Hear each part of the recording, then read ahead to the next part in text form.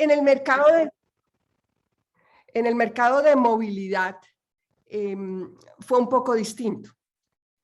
En el mercado de movilidad, al principio de la cuarentena, vimos que se presentaron unas restricciones casi por decreto a las plataformas de movilidad. Y por eso, digamos, vimos un estancamiento y casi una caída en el número de colaboradores. Pero después este sector se recuperó rápidamente. En últimas, entre las dos olas de encuestas, el número de colaboradores permaneció constante. Pero después tenemos algunos indicios de que el de movilidad se recuperó rápidamente. Sin embargo, digamos, el que permanezca constante en un entorno en que estaba cayendo el empleo, significa que la participación del sector en el empleo creció durante la pandemia. Aquí vale la pena notar que nuestras estimaciones de 150,000 colaboradores ya dejan neto al número de personas que tienen multiafiliación, es decir, que trabajan con varias plataformas. Realizamos una metodología para evitar, digamos, esa doble contabilidad. Con respecto a las horas efectivas, tenemos un aumento en las horas efectivas de mensajería y domicilios y, por supuesto, una reducción en las horas efectivas. Horas efectivas llamamos a las horas en que realmente están haciendo trabajos con la plataforma en el área de movilidad. En total, hubo una pequeña reducción en el número de horas totales. Con respecto al costo laboral, vemos que los costos laborales por horas permanecieron constantes, a pesar de estos cambios en la oferta laboral. En el gráfico de la derecha, digamos, ilustra un poco la evolución de las plataformas. Aquí organizamos a todos los trabajadores por fecha de inicio en la generación de ingresos con plataformas. Están los de movilidad y los de mensajería y domicilios en rojo. ¿Qué vemos? Aquí están solamente el ingreso, aquí no están las salidas. ¿Y qué vemos? Vemos en las de mensajería y domicilios un aumento constante, mientras que en los de movilidad venían aumentando, digamos, a un ritmo bastante bueno, pero durante la pandemia se estancó el número de personas que estaban o que habían ingresado a las plataformas de movilidad. Pero después de la primera cuarentena crecen rápidamente y este es uno de los indicios de los que les hablaba anteriormente. Pero también, digamos, para complementar esta idea de que las plataformas sirvieron como un colchón de ingresos durante la pandemia, tenemos los siguientes indicios. Primero les preguntamos a los colaboradores cuál es la principal razón por la que genera ingresos con esta plataforma. ¿Y qué tenemos? Que antes de la pandemia, la principal razón era independencia y flexibilidad.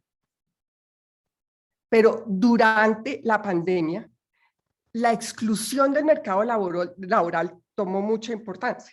Es decir, ingresaron muchas personas que no tenían que no tenían alternativas laborales. Igualmente vemos que los colaboradores que están en esta actividad porque quieren generar ingresos adicionales o porque tienen una calamidad y necesitan esos ingresos adicionales, también se creció de manera importante. Otra pieza de la información es cuando les preguntamos qué estarían haciendo si las plataformas digitales no existieran. Lo que vemos es que el trabajo asalariado, o sea, los que dicen yo estaría asalariado en un trabajo asalariado si no estuvieran las plataformas, se redujo de 19 a 14%. Mientras que los que afirman que estarían desempleados o que estarían en un trabajo independiente, se incrementó de 39 a 43% y de 29 a 33%. Muy importante tener en cuenta que, por ejemplo, en los países desarrollados esto es totalmente distinto. El porcentaje de las personas que estarían asalariados si no estuvieran en las plataformas es muchísimo más alto. Eso, digamos, hay que entenderlo. Hay dos indicios que también nos hablan de este papel que jugaron las plataformas durante la pandemia. El primero es que aumenta el número de colaboradores para los cuales esta es la actividad principal. Y el segundo es que el número de personas que estaba buscando empleo antes de trabajar con las plataformas se incrementó del 40 al 66%. O sea, el número de personas que estaban desempleadas se aumentó del 40 al 66%. Entonces, todo esto nos dice que las plataformas en épocas normales generan una alternativa flexible de generación de ingresos, pero en épocas de crisis han ayudado a amortiguar las pérdidas de empleo.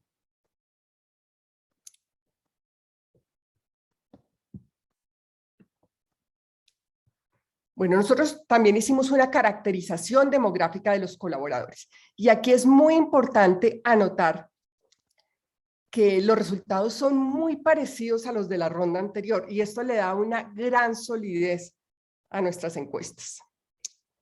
¿Qué encontramos? Bueno, una de las cosas que más sorprende y que no deja de sorprenderme es la baja participación de las mujeres. 9% en mensajería y domicilios, 5% en movilidad. Hay muchos estudios que afirman que, por ejemplo, las condiciones de seguridad tienen que ver mucho con este problema. Por otro lado, los picos de las plataformas coinciden con los picos en que las mujeres tienen más demanda en el hogar. Es un fenómeno que se puede analizar un poco más. El segundo es la participación de los migrantes. La participación de los migrantes es de 22% en mensajería y domicilios y 3% en movilidad. En mensajería y domicilios, ¿por qué es más alto? Pues porque las barreras de entrada son aún más bajas que en el de movilidad, porque no tienen que conseguir un carro, no tienen que tener una licencia de conducción. Entonces, digamos, es más fácil ingresar a este mercado. Y entonces, así como las plataformas han servido como un colchón de ingresos durante la crisis del COVID, también sirvieron como un colchón de ingresos para amortiguar el choque migratorio. Yo quisiera ver qué habría pasado con el choque migratorio si no hubiesen existido las plataformas digitales. Con respecto a la edad, tienen en promedio 35 años en mensajería y domicilio, son un poco más viejos en movilidad, 38 años, y vimos que con la pandemia se envejeció un poco este grupo. También son unos colaboradores muy educados. En promedio, en mensajería y domicilios, el 50% tienen educación terciaria, entendiendo educación terciaria como educación universitaria y educación técnica y tecnológica. En movilidad, este porcentaje es del 60%. Satisfacción, 69% en mensajería y domicilios y 84% en movilidad.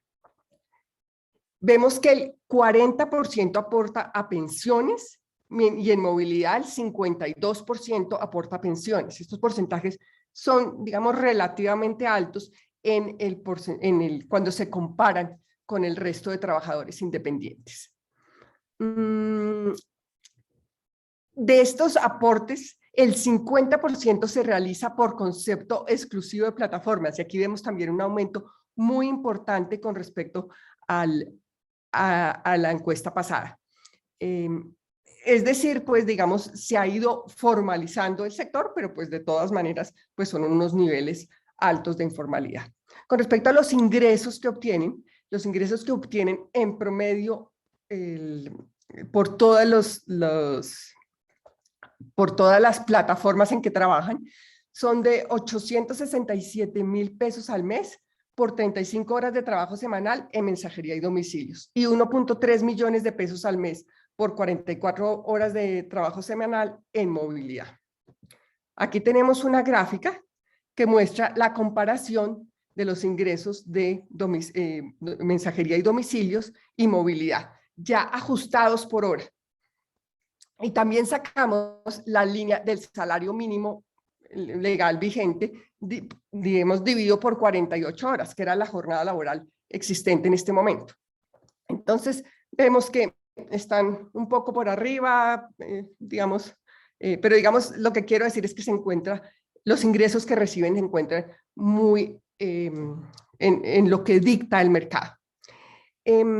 También hicimos unos ejercicios que no presento acá porque son un poco dispendiosos de presentar, pero en que ustedes me dicen, bueno, puede que las personas reciban un poco más de ingresos que el promedio del mercado, pero lo que pasa es que estos trabajadores son más educados. Entonces lo que hacemos es controlar por esas variables de educación, de área, y encontramos que controlando por estas variables, los ingresos por hora, la satisfacción laboral y la formalización son inferiores a las del trabajo asalariado, pero mejores a las del trabajo independiente. En resumen, las plataformas digitales generan beneficios medibles y no medibles a las economías. Durante la pandemia, las plataformas, y en especial las de mensajería y domicilios, sirvieron como un colchón de ingresos para miles de trabajadores que perdieron su empleo. Y por último, si bien la generación de ingresos se da en condiciones a las del mercado, los niveles de formalización son inferiores a los del sector asalariado.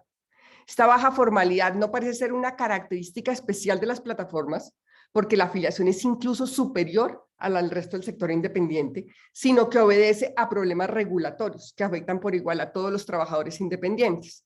Lo anterior señala la existencia de un ámbito de mejora, que es el objeto de este trabajo. Entonces, ya con la caracterización total de los trabajadores, vamos a ver, digamos, el punto específico de la seguridad social y las plataformas digitales. Y entonces, como dijimos anteriormente, parece que hay un problema horizontal a todos los trabajadores independientes. Y en efecto lo hay. ¿Cómo se calculan las cotizaciones de los trabajadores independientes? Uno toma su ingreso neto y lo multiplica por el 40%, es decir, deduce el 60%. Sobre ese ingreso restante, establece la cotización. Tiene que pagar una pensión del 16%, la salud del 12.5% y el ARL, que es 4.5% para los, en promedio para los trabajadores de las plataformas, pero hay que decir que, pues digamos, hay niveles mucho más bajos de ingresos. La ARL, digamos, varía mucho, depende del tipo de trabajo. Pero entonces, ¿qué pasa? Uno tiene su ingreso neto, le calcula el 40%, obtiene el ingreso básico de cotización, lo multiplica por el 33% en promedio y obtiene la cotización y, digamos, después establecemos cuánto es esa cotización como porcentaje del ingreso neto. Pero ¿qué pasa? En Colombia hay una disposición que dice que ese ingreso básico de cotización no puede ser inferior a un salario mínimo. Entonces, ¿qué pasa? La persona que tiene 2.500.000 de ingreso, saca el 40%, tiene 1.000.000 de pesos de ingreso básico de cotización y sobre eso cotiza el 33%. Pero la persona que gana un salario mínimo, le saca el 40% y obtendría 350.000 pesos, que es sobre lo que debía cotizar. Pero como existe la restricción de que no puede ser inferior a un salario mínimo, entonces el ingreso básico de cotización se sube a un salario mínimo. Y sobre eso se saca el 33% y se obtiene que lo que termina cotizando es 33%, mientras que el que gana 2,5 millones cotiza 13%. Y es más, si uno, digamos, gana menos de un salario mínimo y quiere ser formal, digamos, gana 400.000 pesos, termina cotizando 70% de su ingreso, o sea, ya es prohibitivo. Entonces, esto nos da esa curva a la derecha, donde tenemos esa curva que ustedes siempre ven, los impuestos deben aumentar para los que más ganan ingresos. En Colombia es al revés. Entre uno menos gana, más le cobran. Entonces, esta es la curva roja que tiene. Entonces, ¿qué pasa si uno gana menos de un salario mínimo? No está obligado a cotizar y en ese sentido, digamos, la informalidad, el concepto de informalidad se debía revisar. Pero bueno, no está obligado a cotizar. Pero tampoco puede cotizar porque es demasiado costoso ser formal. El gobierno, consciente de este problema, creó el piso mínimo de protección social, que dijo para los trabajadores independientes que ganan menos de un salario mínimo, si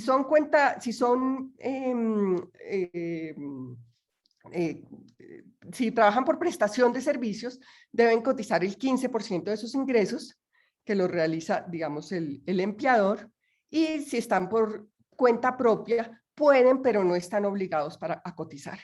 Yo en realidad estoy de acuerdo con este pueden, pero no están obligados a cotizar, porque en realidad una persona que gana menos de un salario mínimo, pues tiene otras prioridades y obligarlos a cotizar es algo que, digamos, no necesariamente es socialmente adecuado. Entonces, yo estoy de acuerdo en que sea una cotización voluntaria. Entonces, digamos, este es el panorama que tenemos, en que los que ganan 2,5 millones cotizan 13%, el que gana un salario mínimo cotiza el 33%, y el que gana menos de un salario mínimo prácticamente que no puede ser formal, porque entre otras el gobierno estableció que si uno cotiza al piso mínimo de protección social, de todas maneras no se llama formal. Adicionalmente, la Corte ahora quitó el piso mínimo de protección social. Entonces ahora pues pueden cotizar a BEPS, pero pues ya no tienen esta, o están lejos, digamos, de poder ser considerados formales. Entonces, ante esto empezamos a ver, bueno, ¿qué hacer? Primero miremos la literatura, a ver qué dice. Entonces, mirando trabajos, María Angélica hizo una revisión muy exhaustiva, mirando trabajos del BID, de la OIT, de la Unión Europea, de la OECD y la literatura existente en la materia. ¿Qué concluimos? Que lo que se aconseja es adaptar los mecanismos de seguridad para que cubran a los trabajadores sin importar el tipo de contrato. Es decir, tener unas reglas horizontales para todo el mundo. Lo segundo es crear y fortalecer mecanismos de protección social que sean universales, garantizando un piso básico de protección social. Es decir, estos que ganan un salario mínimo, pues la solución no es ponerlos a cotizar. Y es muy importante, yo a veces cuando oigo a las personas que los formalizamos porque ahora sí es obligatorio que coticen, pues es muy distinto obligar a cotizar a generar protección social. Entonces, pensar en el piso mínimo o en el piso mínimo de protección social o algún sistema o una pensión universal o orientada a estos grupos es muy importante. Lo tercero es adoptar, mientras se llega a ese punto, adoptar medidas transitorias.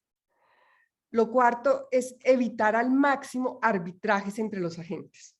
Lo quinto es una regulación que esté alineada con las normas vigentes en materia laboral y de seguridad social y no crear unas regulaciones específicas.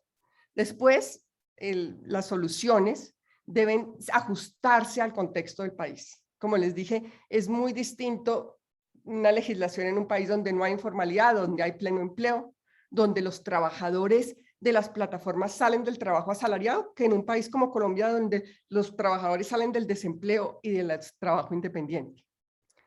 Es muy importante tener en cuenta la gran heterogeneidad entre plataformas digitales y las existencias de trabajo atípico o no tradicional. Es decir, hay sectores que trabajan como las plataformas digitales y que digamos, se deben tener en cuenta.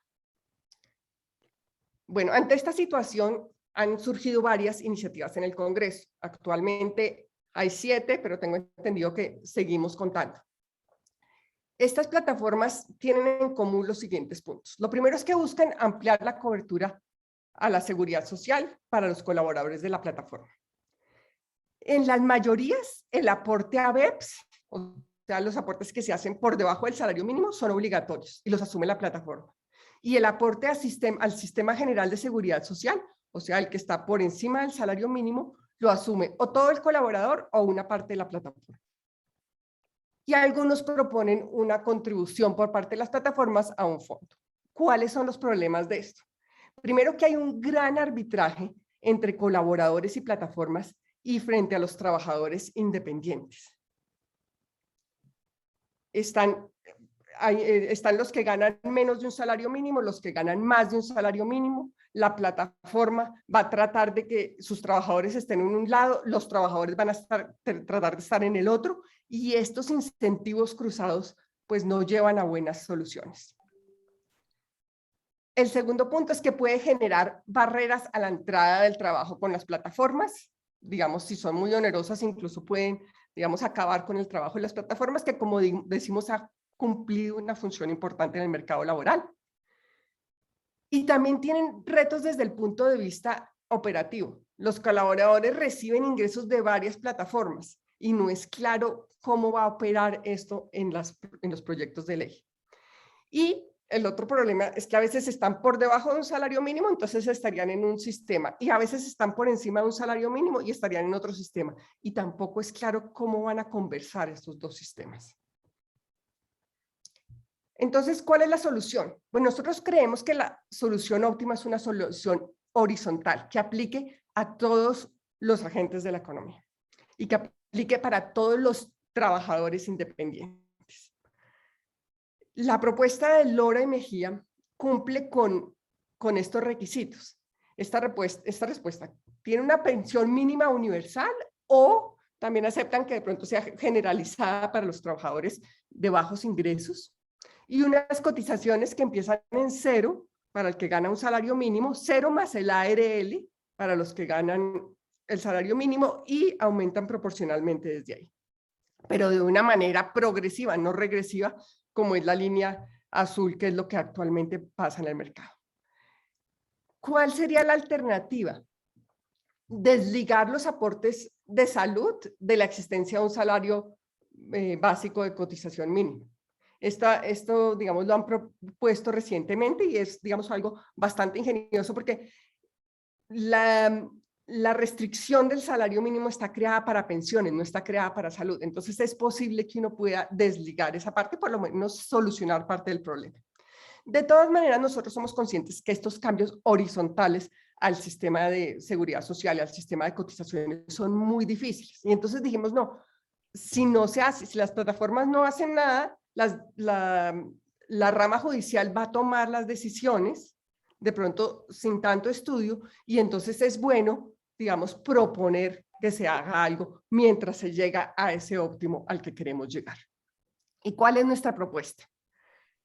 Nuestra propuesta es que todos los trabajadores de servicios que ganan entre 1 y 2.3 salarios mínimos contribuyen a la seguridad social con el 15%.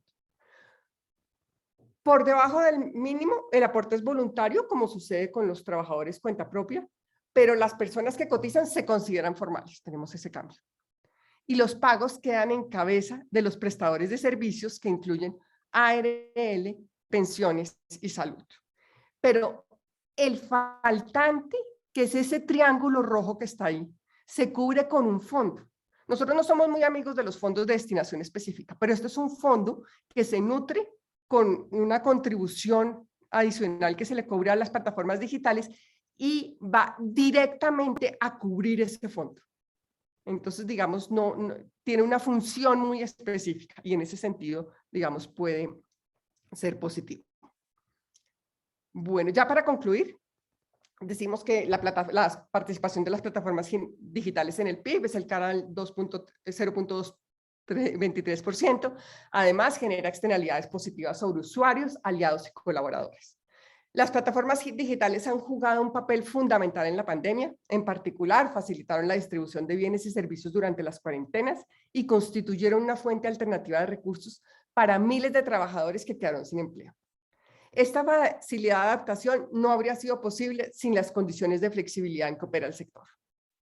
Los niveles de formalización, aunque inferiores a los del sector asalariado, son superiores a los del resto del sector independiente, aún controlando por variables observables, lo que sugiere la existencia de problemas regulatorios que afectan por igual a todos los trabajadores independientes. En efecto, el sistema de cotizaciones independientes es rígido, complejo, regresivo y en ocasiones arbitrarios, como les mostré en las gráficas respectivas. El primer óptimo para solucionar este problema sería adoptar la propuesta de Lora y de Mejía y eliminar la cotización mínima de un salario mínimo o cambiar el umbral obligatorio para cotizar, que es algo que explicamos detalladamente en el documento. En la coyuntura actual, los cambios estructurales al mercado laboral enfrentan muchas limitaciones. Por esta razón, se realiza una propuesta que alivie la situación de los trabajadores independientes que ganan entre 1 y 2.3 salarios mínimos, que son los más afectados por la regulación. Y este alivio se financiaría con un impuesto de carácter horizontal, que es de más fácil manejo y no ocasiona distorsiones adicionales. Y entonces, pues ya estamos listos a las preguntas que tengan sobre el tema.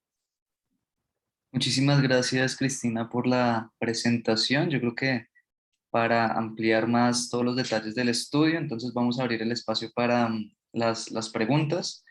Los periodistas, por favor, les recomiendo de nuevo, el mecanismo que vamos a usar es pedir la palabra a través de acá la plataforma de Zoom. Se presentan con nombre y el medio, por favor, para tener el registro.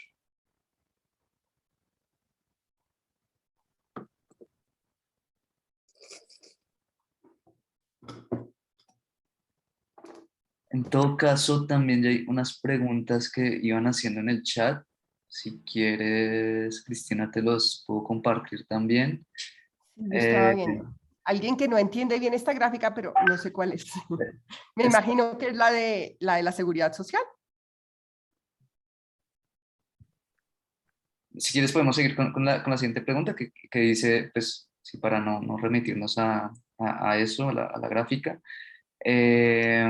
Pregunta Paula El Bedoya. de la gráfica era el ingreso de los colaboradores. Perdón, ese era yo. El ingreso por hora de los colaboradores. Correcto, qué pena, perdón. Sí, esa era la gráfica que no entendía muy bien. Ah, listo. Entonces, espérate un segundo.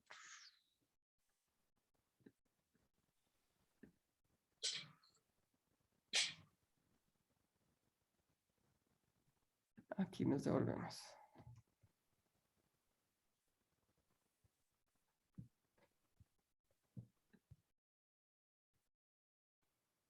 Este es el ingreso por hora. Aquí sacamos el ingreso. Nosotros les preguntamos a los colaboradores, ¿cuánto trabajan con esta plataforma y cuántas horas le dedican a esta plataforma? Ahora, las horas de trabajo, tenemos 2 horas de trabajo distintas. Tenemos las horas de trabajo efectivas, que son las que están haciendo labores con la plataforma. Pero si uno mide el ingreso por estas horas, pues es un poco exigente, porque es como si uno estuviera en el trabajo siendo súper productivo las 8 horas que está en la oficina.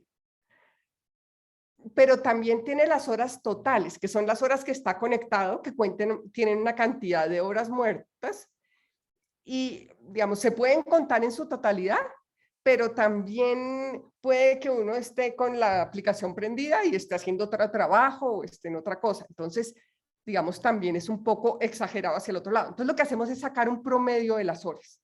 Entonces, tenemos los ingresos que genera la persona con esta plataforma y las horas en promedio que trabaja con esta plataforma.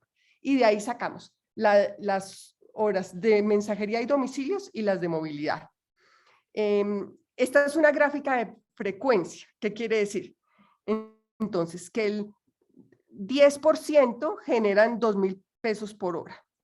El 15% generan 4.000 pesos por hora. El 16% genera 6.000 pesos por hora. El 8% genera 8.000 pesos por hora. Estos, digamos, así hablan las gráficas de frecuencia. Y pintamos también el salario mínimo dividido 48 horas a la semana por 4.33 semanas, y esto nos da como 4.400, o sea, y nos da una idea de dónde están los colaboradores. Espero que con eso ha quedado claro. Listo, muchas gracias. Bueno, la siguiente pregunta que tenemos es para quienes no se les podría obligar a cotizar, ¿cómo lograrían tener protección a salud? ¿Quedarían en últimas en el CISBEN? Sí, yo creo que lo que estamos haciendo, lo que hablamos con María Angélica y con Daniel es, en realidad nosotros no vamos a solucionar todos los problemas que tienen las plataformas ni todos los problemas de seguridad social.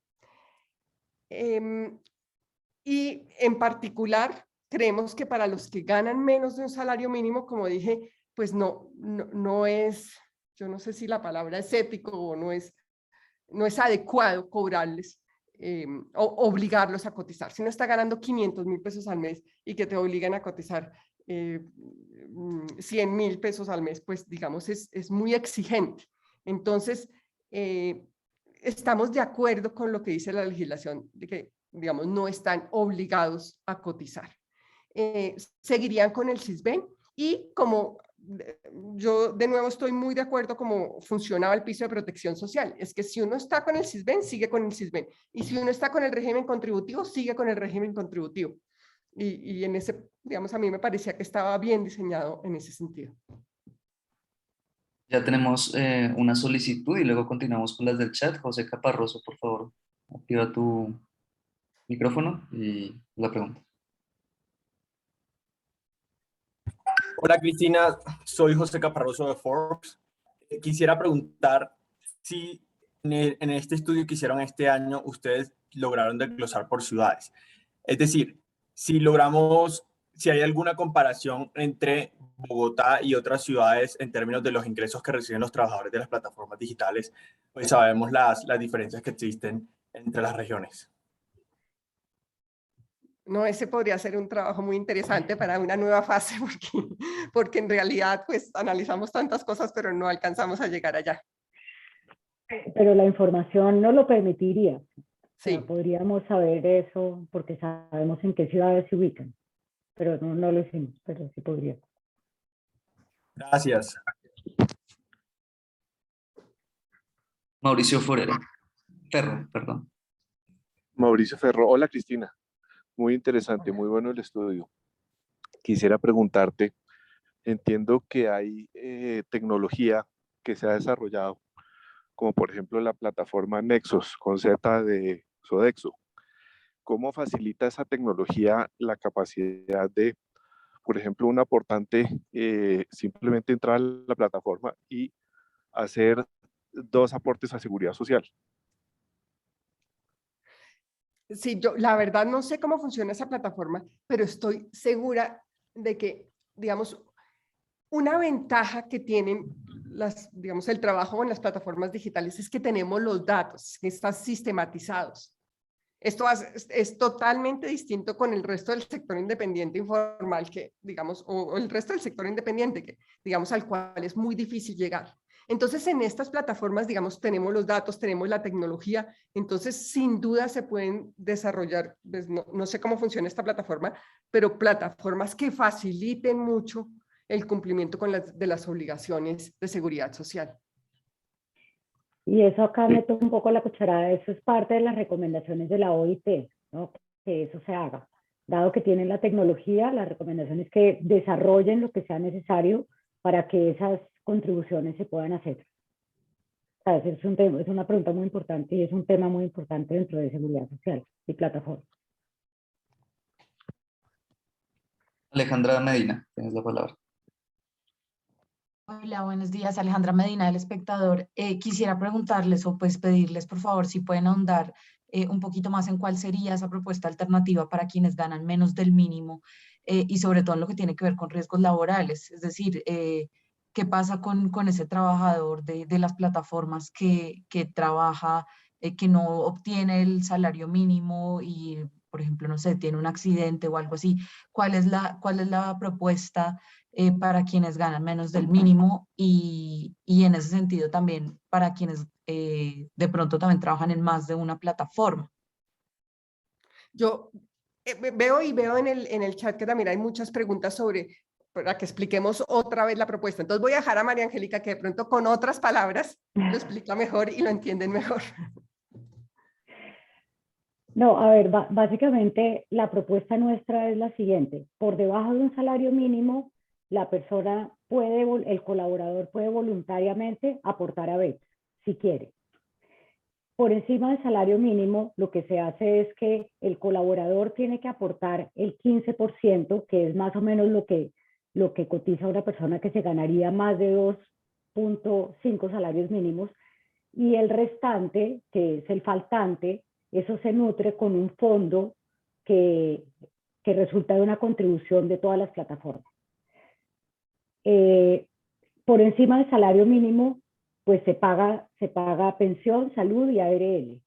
Por debajo del mínimo no hay ARL, pero lo que nosotros tenemos entendido es que la mayoría de las plataformas tienen un seguro de trabajo para todos sus colaboradores, independientemente de si ganan más del mínimo o menos del mínimo. Entonces no tendrían el sistema de afiliación a riesgos laborales, como se entiende en el Sistema General de Seguridad Social, pero sí tienen un seguro que la plataforma lo cubre hoy en día. No sé si... Yo quisiera añadir eso, que hoy también es posible que se adhieran al piso de protección social, que son 14 puntos que van a la cotización y 1 punto que van para riesgos laborales. Ahora, como dijimos anteriormente, la Corte derogó el piso de protección social, pero dio 3 años para su adaptación. Y al cabo de los 3 años, digamos, el gobierno tiene que tener otra iniciativa. Entonces, actualmente está funcionando el tema y se pueden adherir y acceder a ese 1% que les da riesgos laborales. No les cubre riesgos laborales. Vale, muchas gracias. Yo quisiera quizás hacer una aclaración sobre el tema de por qué nosotros creemos que por lo menos para estos trabajadores y por lo menos temporalmente se corrige un poco la carga que tendrían que enfrentar. Hay proyectos de ley, por ejemplo el del Ministerio de Trabajo, que dice que por debajo del mínimo la plataforma está obligada a pagar la cotización a BEPS y por encima del mínimo es el colaborador el que tiene que cotizar. Pero de nuevo, como mostró Cristina, ¿qué pasa con una persona que gana un poquito más del salario mínimo bajo esa propuesta? Que tendría que cotizar casi el 35% de sus ingresos, lo cual, pues, desde todo punto de vista es súper regresivo. Entonces, la propuesta nuestra corrige parcialmente eso, y es el colaborador paga 15%, que es lo que más o menos correspondería al 40% de su ingreso, y la plataforma pondría el restante en un fondo. En el proyecto de ley, por ejemplo, del ministerio, tendríamos que por debajo del mínimo, la plataforma pone la cotización de 15% y por encima del mínimo es el colaborador el que tiene que poner el 33%. Y cuando nosotros hablamos de arbitraje, pues ¿qué pasa en ese caso? Que la plataforma va a tratar de que los colaboradores ganen más del mínimo para no tener que cubrir esa cotización, y los colaboradores a su vez van a tratar de ganar menos del mínimo para que sea la plataforma la que les pague esa cotización. Entonces, por eso esta propuesta nuestra, como decía Cristina, lejos de ser perfecta, pero es una alternativa, digamos, mucho más adecuada frente a las demás propuestas que hay en este momento en el Congreso. Y no, quería como hacer esa aclaración. Vale, muchas gracias, María Angélica. Hay otra pregunta en el chat. Alejandra Noguera pregunta, ¿qué regla de responsabilidad sobre prestadores de servicio aplicaría cuando una persona está afiliada o presta servicios para múltiples plataformas?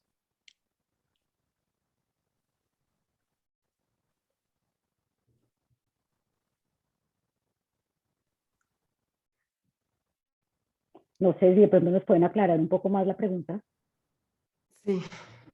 Alejandra Noguera, si quieres, pues abrir el micrófono y ampliarlo un poco. Sí, buenos días, ¿cómo están? Gusto en saludarles, muchísimas gracias por la excelente presentación que nos han dado.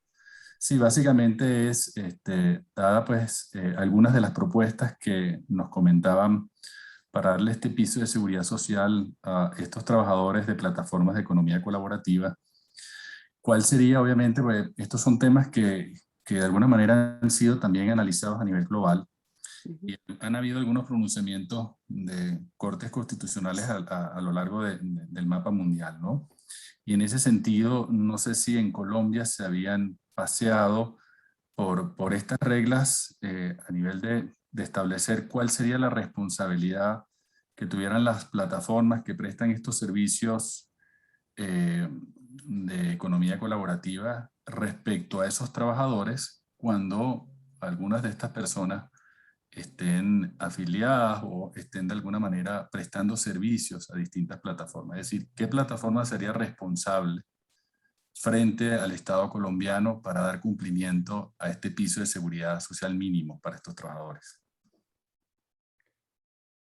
Yo creo que lo que nosotros planteamos aquí no cambia en nada la situación actual.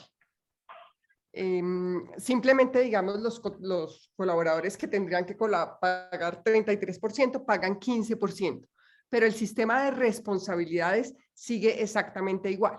Donde creo que hay algunas, digamos, algunos problemas que nosotros no abordamos, como por ejemplo, sé que las ARL cubren cosas que ya están cubriendo el seguro que dan las plataformas y se duplican esos seguros, pero el seguro, digamos, no exime de la ARL, cosas de ese estilo.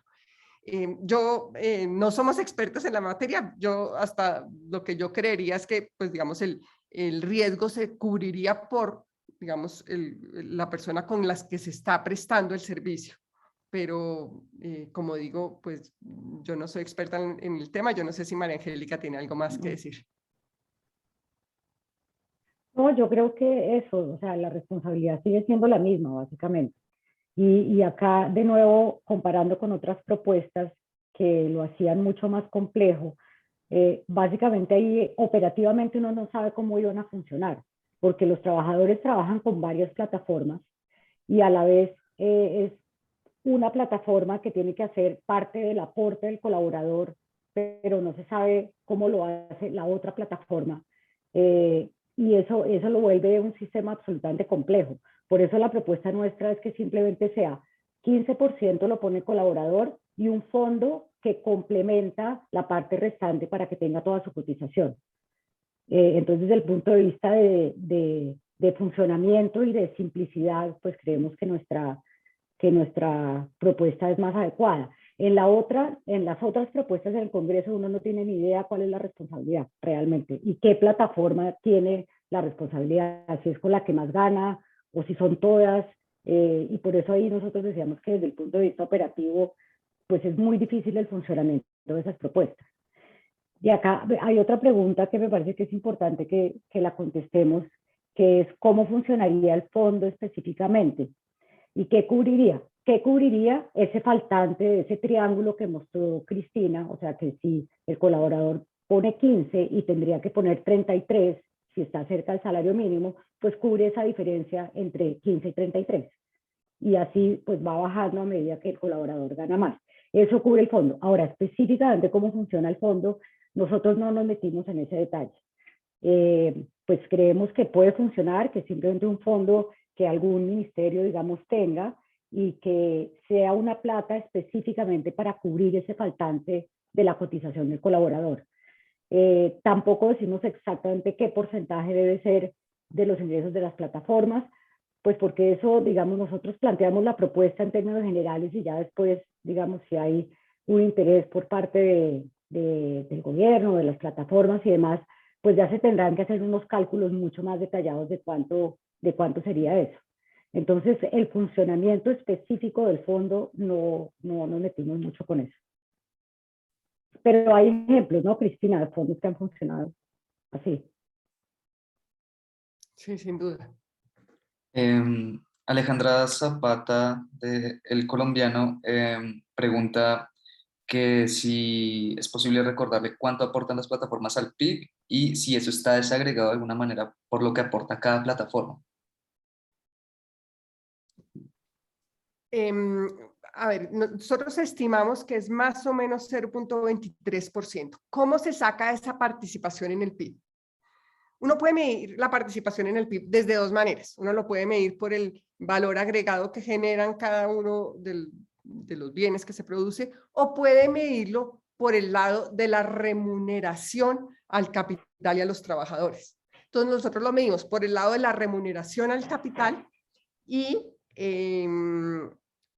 además, perdón, por el lado de la remuneración a los trabajadores, le añadimos los aumentos en la remuneración del capital, que lo sacamos de la encuesta de aliados, y con eso obtenemos la participación en el PIB.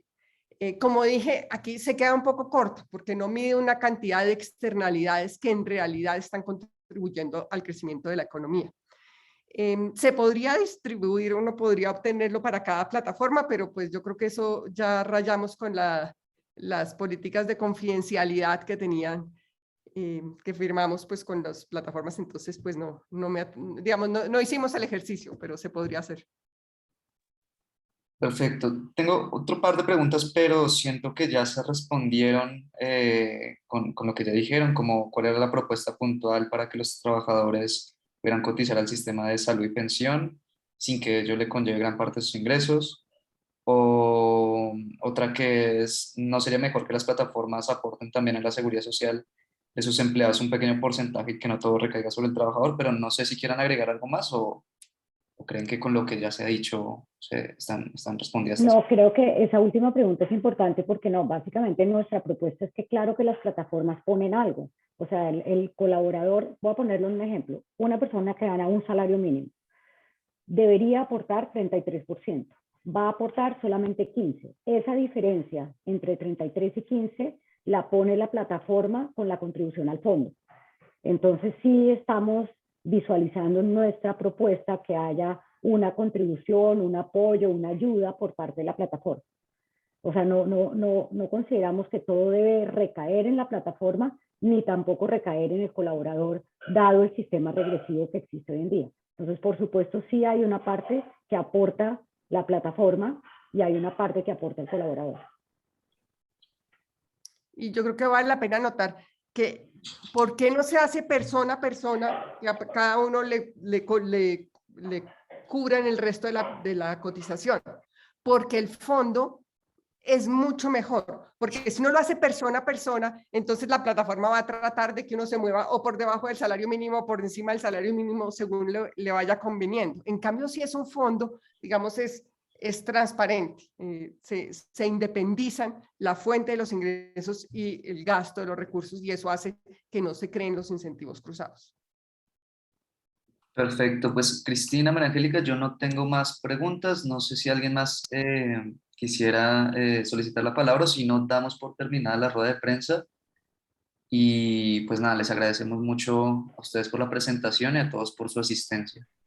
Manuel, alguien pregunta que si la presentación puede estar disponible. Sí, yo lo que vamos a hacer es en la base que tenemos de periodistas, pero pues no es todos los que están acá. Eso en la página de Desarrollo vamos a colgar la información, vamos a colgar el video con la rueda de prensa, el resumen ejecutivo, el estudio como tal, no es más, el resumen ejecutivo, el estudio, el comunicado de prensa y la grabación de esta sesión. Entonces, sí, pueden consultarla en nuestras redes sociales en unos minutos y en la página de FEDesarrollo. Muchísimas gracias de nuevo a todos por su participación. Muchas gracias a las investigadoras por la presentación. Y pues nada, feliz mañana. Muchas gracias. Gracias.